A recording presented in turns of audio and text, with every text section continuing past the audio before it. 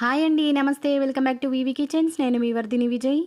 ఈరోజు మన కిచెన్లో ఒక సూపర్ నాన్ వెజ్ రెసిపీని చూపించబోతున్నానండి. అది మరేంటో కాదు, మేక కాళ్ళతో ప్రిపేర్ చేసే పాయా కర్రీ అండి. ఈ పాయా కర్రీని సింపుల్ అండ్ ఈజీగా ఎలా ప్రిపేర్ చేయాలో వీడియోలో చూపించబోతున్నాను. ఈ పాయా కర్రీని అన్నంతో కానీ, రోటీతో కానీ, చపాతీతో కానీ ఎలాగైనా తినవచ్చు. ఎలా తిన్నా కూడా ఈ పాయా కర్రీ టేస్ట్ మాత్రం అద్భుతంగా ఉంటుందని చెప్పొచ్చు. ఒకసారి కనుక ఈ పాయా కర్రీని టేస్ట్ చేశారంటే మళ్ళీ మళ్ళీ కావాలనిపించేలాగా దీని టేస్ట్ అనేది ఉంటుంది. ఒకసారి కనుక ఈ పాయా కర్రీని ప్రిపేర్ చేసుకొని తిన్నారంటే మళ్ళీ మళ్ళీ ఇదే కావాలంటారండి. మీ ఇంట్లో వాళ్ళందరికీ కూడా ఈ పాయా కర్రీ చాలా బాగా నచ్చుతుంది.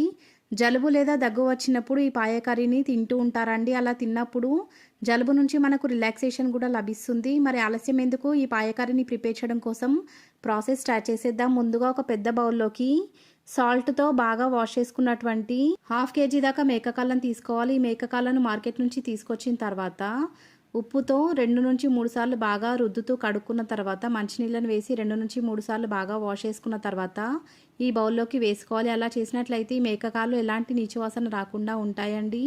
ఇప్పుడు ఈ మేకకాళ్ళలోకి 2 టేబుల్ స్పూన్ల దాకా కారాన్ని, రుచికి తగినంత ఉప్పును, 1 టీ స్పూన్ దాకా అల్లం వెల్లుల్లి పేస్ట్, చిటికెడు పసుపు కూడా వేసుకోవాలి.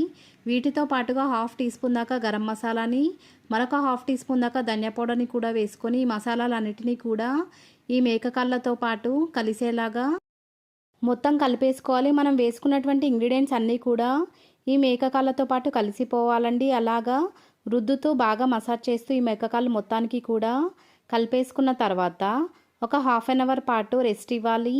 అరగంట తర్వాత స్టవ్ వెలిగించి స్టవ్ పైన ఒక కుక్కర్ పెట్టి ఆ కుక్కర్లోకి 3 టేబుల్ స్పూన్ల దాకా ఆయిల్ని వేసి వేడి చేసుకున్న తర్వాత 1 కప్పు దాకా సన్నగా కట్ చేసుకున్నటువంటి ఉల్లిపాయలను కూడా వేసుకొని గోల్డెన్ షేడ్లోకి వచ్చేంత వరకు కూడా ఈ ఉల్లిపాయలను కలుపుకుంటూ ఫ్రై చేసుకోవాలి. మధ్య మధ్యలో కలుపుకుంటూ ఈ ఉల్లిపాయలను ఫ్రై చేసుకోవాలండి, లేదంటే ఉల్లిపాయలు మొత్తం కూడా మాడిపోయే ఛాన్స్ ఉంటుంది.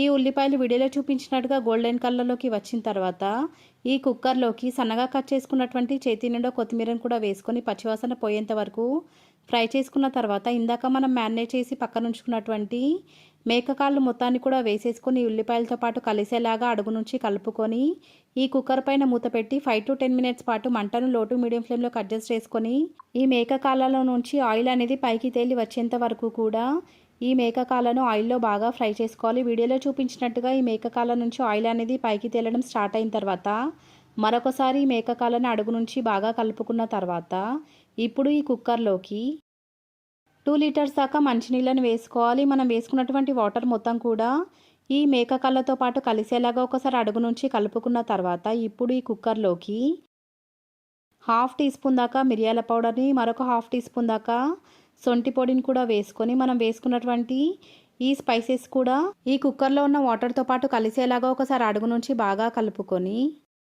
ఈ కుక్కర్ పైన మూత పెట్టుకొని లిడ్ని టైట్గా క్లోజ్ చేసేసుకోవాలి.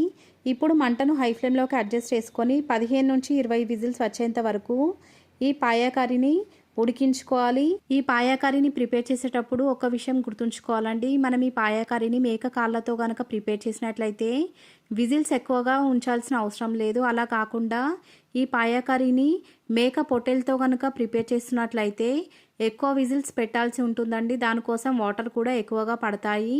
ఇలా ఎక్కువ వాటర్ వేసి ఎక్కువ విజిల్స్ ఉడికించినట్లయితే మేక పొట్టేలు కూడా ఎంతో ఈజీగా ఉడికిపోతుందండి. మనకు కావాల్సిన విజిల్స్ ఉడికించుకున్న తర్వాత స్టవ్ ఆఫ్ చేసేసి లోపల ఉన్న ఆవిరి మొత్తాన్ని కూడా బయటకు తీసిన తర్వాత పాయా కర్రీ ఉడికిందో లేదో ఒక్కసారి చెక్ చేసుకోవాలి. నాకైతే ఈ పాయా కర్రీ నాకు కావాల్సినట్టుగా చాలా బాగా ఉడికిందండి. చాలా సాఫ్ట్గా కుక్ అయింది. ఇలా ప్రిపేర్ అయినటువంటి ఈ పాయా కర్రీని ఒక సర్వింగ్ బౌల్లోకి ట్రాన్స్ఫర్ చేసుకొని మీకు నచ్చినట్టుగా తినేయొచ్చండి.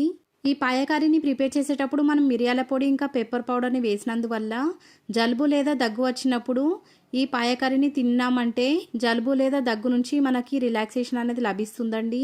ఈ పాయా కర్రీ టేస్ట్ మాత్రం నెక్స్ట్ లెవెల్ అని చెప్పొచ్చండి. ఎవరికైనా కూడా ఈ పాయా కర్రీ నచ్చి తీరాల్సిందే.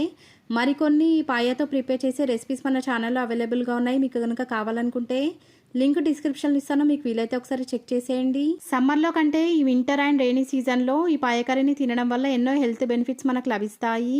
ఈ రెసిపీ కనుక మీకు నచ్చినట్లయితే లైక్ చేయండి, షేర్ చేయండి, మన ఛానల్ని సబ్స్క్రైబ్ చేయండి.